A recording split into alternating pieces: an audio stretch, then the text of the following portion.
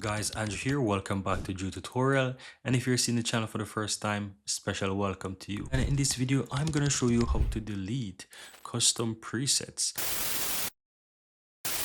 So if you have custom presets that you have created in DaVinci Resolve 19, guys, and you want to delete some of them, just simply click on Delivery at the bottom there. Then you will see the section here at the top that says Render Settings. And if you have used a preset previously, it will automatically have that preset set. But in order to delete them, if you click the drop down on the upper left hand side beside those presets, you won't see the delete option. You cannot delete from there. You're only able to, let's say, switch between presets. But to delete them, you want to click the three dots, which is somehow not so obvious, on the upper right hand side of this little section here, left panel. Click the three dots, go down to the preset, and you want to hover over that preset that you want to delete. And as you hover over them, they're very easy to identify because they have the name that you create them with.